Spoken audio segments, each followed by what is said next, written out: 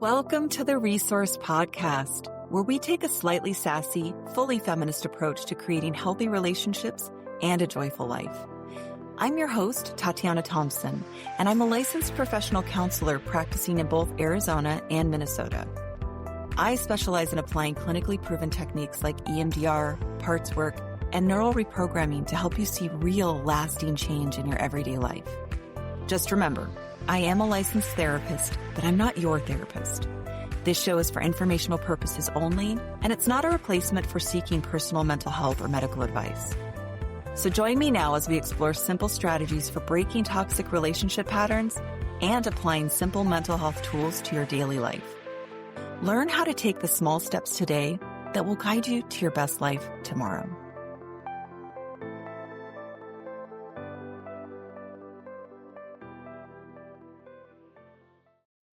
Hello and welcome to the Resource Podcast, the show that invites you to question everything you thought you knew about relationships and mental health so you can finally break through your stuck points and create the life you've always wanted. I'm your host, Tatiana, and I'm on a mission to help 1,000 women become emotionally and financially independent so they can choose a relationship instead of needing one. And today I want to talk about boundaries because one of the best ways to get to the point of choosing a relationship instead of needing one is to learn how to effectively use boundaries. I cannot tell you how essential this is to your overall well-being, both in relationships and in your own self-care habits, because learning how to define and set and hold boundaries is something I work with my clients on tirelessly. I mean, think about it. Most of us think we are setting boundaries. Maybe we spoke them, but we actually don't follow through on the execution of them, on the holding. And one thing that I think is really important to point out is that's usually because there are a lot of subconscious blocks we have to setting and holding boundaries, and they may need to be worked out before you can master this skill. So this is an invitation to perhaps meet with a therapist and start working on this. Because again, we are trained young to not do this. So think about it. A lot of us, when we're young, we are taught not to set boundaries. I mean, literally through getting punished, abandoned, or full on hurt when we try setting them. So really quickly we learn not to, because when we were little, we couldn't get away from the backlash that setting boundaries brought on to us. And even worse, we desperately needed the people who were punishing us for having them. So we learned really quickly to equate setting boundaries with danger, and it became a hard no for us. But here's the deal. We aren't little helpless people anymore, but our nervous systems still think that we are. People that you set boundaries with now cannot upend our lives anymore. They cannot ruin us. They cannot terrorize us. They cannot abandon us in a way that actually truly harms us. Yes, they might leave, but that doesn't result in the absolute crisis it would have caused in childhood, but we still operate in the world like that. So as much as it might hurt or put us in a hard situation, we need to start moving into the level of self-worth that is frankly repulsed when people punish or leave or hurt us for having boundaries. If you're not there yet, it's okay. It's something we are all constantly working on. And again, I want to always state, our parents didn't necessarily mean to harm us in these cases. In some cases, yes, we had very unconscious parents. In other cases, they may not have understood boundaries either. So again, this isn't to blame our parents necessarily, but it is to say we were very efficiently trained not to do it. So what I would argue is not okay for your long-term well-being and happiness is staying in this state of not being able to set boundaries, because boundaries are what keep us safe, healthy, and allow us to attract the best experiences into our lives. It's a set of standards we're setting for ourselves. So today we're just going to do like some general overview of boundaries. I'm going to give a quick rundown of what boundaries are and what they aren't, and some other little nuances that I want you to be thinking about. But let's start with this amazing quote. So I heard this quote from a very wise woman the other day. Yes, it was on Instagram. You can look her up. Her handle is hope_with_Holly on Instagram. Okay. She said, boundaries aren't words. They're decisions. Oof. That's it. Exactly. Boundaries are not words. They're decisions. So what does this mean? It means that a boundary is not a request that you make with someone else. It's a decision you've made about how you'll be treated. Like, can you feel that? That is such a different energy, isn't it? And that's where we can tease apart boundaries from ultimatums. Because here, by the way, disclaimer here, a lot of people who do not tolerate your boundaries, who are not healthy to be in relationship with until they learn how to do that, are going to call your boundaries ultimatums. And perhaps you are delivering them that way, and we need to work on that. But they are very different things. So let's separate those. Ultimatums are threats we make in the hope of getting someone to change their behavior. If you don't start pulling your weight around here, I'm leaving you, right? Boundaries are decisions we communicate to let the other person know what the natural consequences will be of continuing a behavior. This is about protecting our peace, not necessarily changing the other person. So here's an example. Same thing. I can't see myself feeling connected to you if you continue to leave all the household responsibilities on my shoulders. I need more equity in our home in order for us to continue with this marriage. Do you feel how different the energy was behind those? It wasn't meant to be a threat. It was simply saying, if you can't step up, I can't stay here because it's not safe and healthy for me. It's going to build anger and resentment for me. In the second case, the person isn't trying to threaten the other person. She's simply telling them that she will no longer do more than her fair share, and she can't be there if they can't meet her needs as well. Now, here's what I find most interesting about the difference between boundaries and ultimatums. Ultimatums are about changing the other person's reactions. The whole idea is if I make it clear how upset I am, I can get them to change, right? Whereas boundaries are about changing your reactions. If this person cannot meet my needs, I'm going to have to let them go. I'm going to have to change the way I react to these types of situations. And perhaps in most cases, it's a situation that you've been in many times, but you've always just kind of given up your need or given up your boundary. The change is coming from within you. And here's the interesting thing I want to throw out there. When you start meaning your boundaries because you have actually made that decision that we referenced earlier, that you will not be okay with this treatment, people can hear that in your tone. They can hear that in your energy. And that's actually the greatest chance that they may actually meet your standards. Again, we're not trying to coerce anybody, but when I tell somebody I'm serious, they are much more likely to listen as opposed to, hey, could you please blah, blah, blah, blah, blah. Like the energy is so different. Who's going to listen to that second one if they're already somebody who's pushing up against your boundaries? If you love what you're hearing and you're ready to take your life to the next level, consider working with me one-on-one. I can see clients located in Arizona, Minnesota, and Ohio. Imagine where you could be 1 year from now if you start your healing journey today. I know it's really nuanced, but it's so powerful. And that's another reason you may want to work with a therapist, because if you haven't shifted some things internally and been able to come forward with that high self-worth and like genuinely believing you deserve this, it is hard to exude that energy that says, I'm serious. Doesn't mean you can't, but it is harder. So that's where we focus on the fact that boundaries are all about you, and what you put up with or expect in your life, which highlights the fact that boundaries can be both external, as in they're meant for other people and how they treat you, and internal, relating to how you treat yourself. So let's go a little bit into internal boundaries, because they're immensely important since they lay the groundwork for how others will treat you. If I don't treat myself with dignity and respect and care, how am I going to expect others to do that? So here's some good examples of internal boundaries. I speak kindly to myself and I don't let my inner critic say nasty things about me. Side note, healing option and opportunity here is to sit with the critic part, using parts work and probably with the guidance of a therapist, okay? Another internal boundary. I don't eat foods that cause too much inflammation in my body.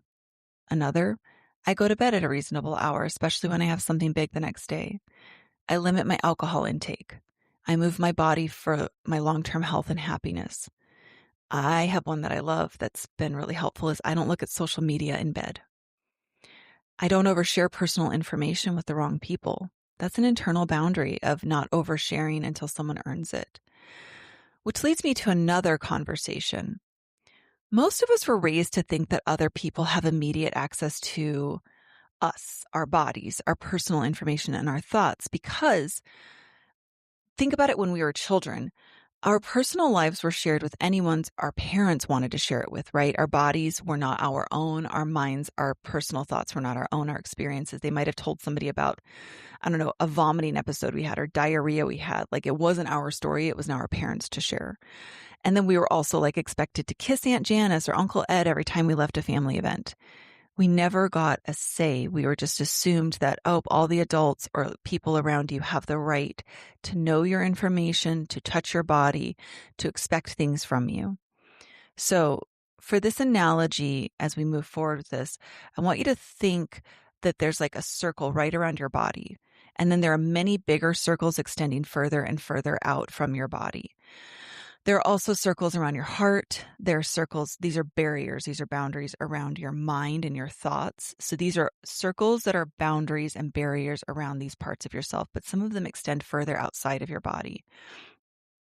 So in the experience from our childhood, people were allowed right into the middle circle, even the tiny ones protecting our innermost thoughts or protecting our hearts. And for this reason, we are oriented to think that boundaries require us to push others out of our circle in order to get any rights to our bodies, thoughts, and feelings. We learned this so backwards. And kudos to the parents who train their kids how to have boundaries early on, because think about it, that is so wrong.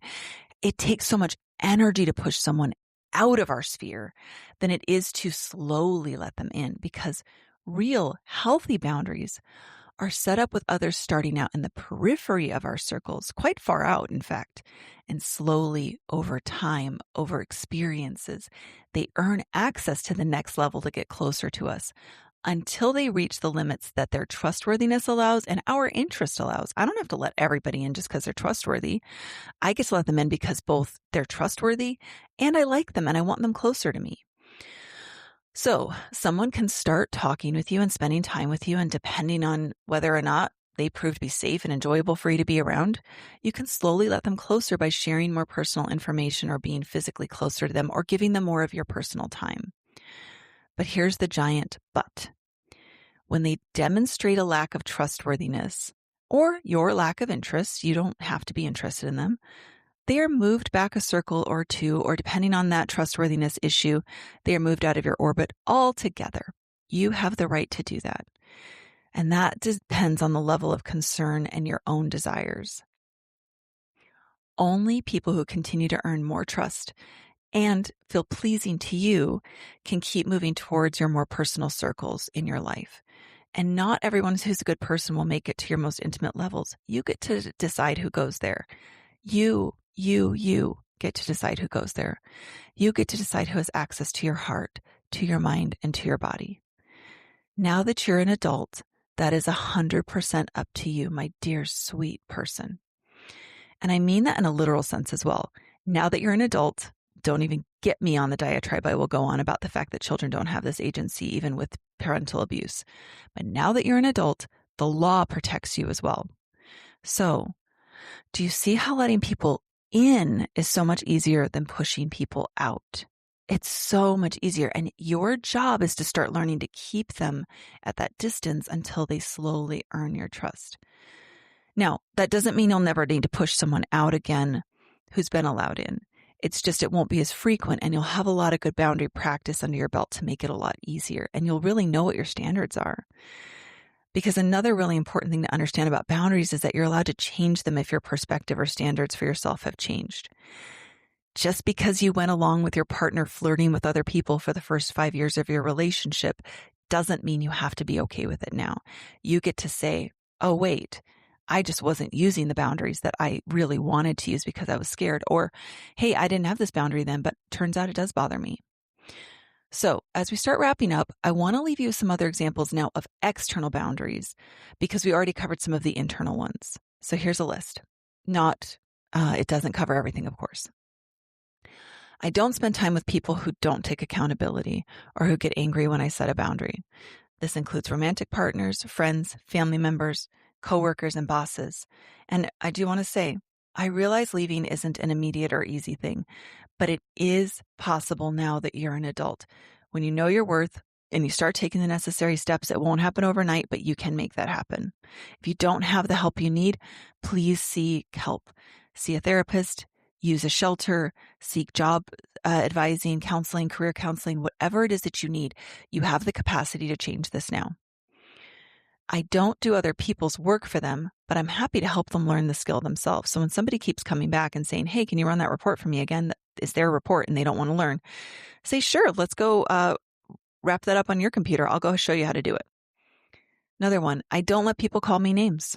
Easy, right? Just like I don't let people punch me. So that's one. I don't let people hurt my body. Another, anybody who wants access to me sexually must have an STD test and respect all of my boundaries as we progress. If you don't, cool. You don't want access. That's fine.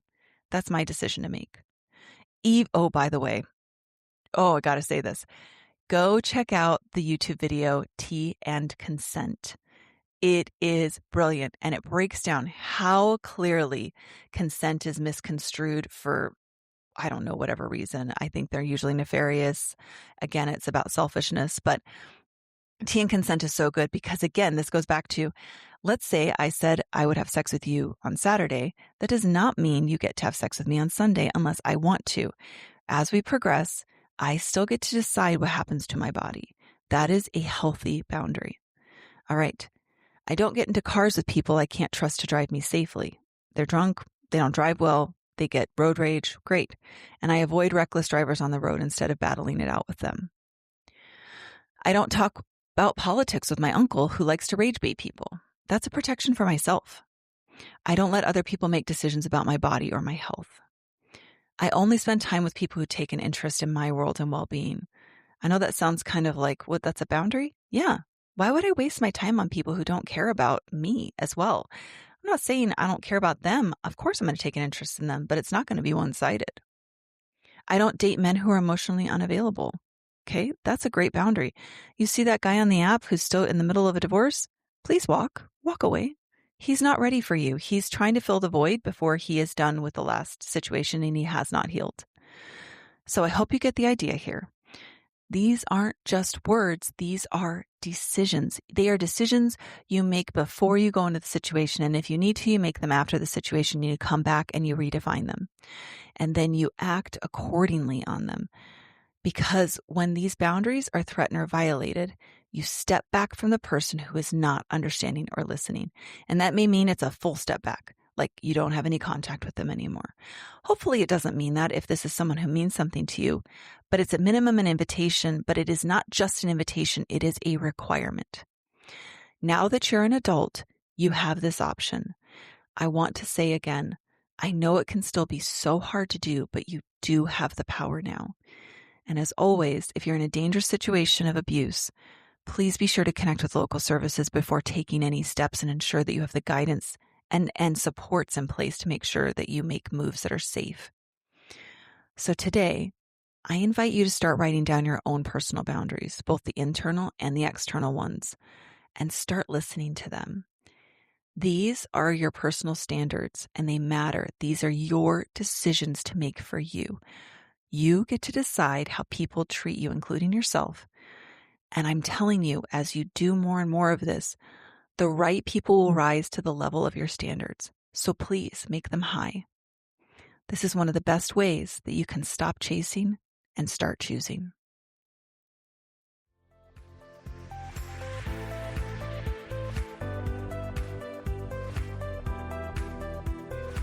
Thank you so much for joining me today on the Resourced Podcast. My hope is that you learned at least one practical tool you can apply to your life today to move in the direction of your dreams. If you found this content helpful, be sure to hit the subscribe button, leave a review, and consider subscribing to my email list, which is linked in the show notes. And remember, the journey of 1,000 miles begins with a single step. What step will you take today?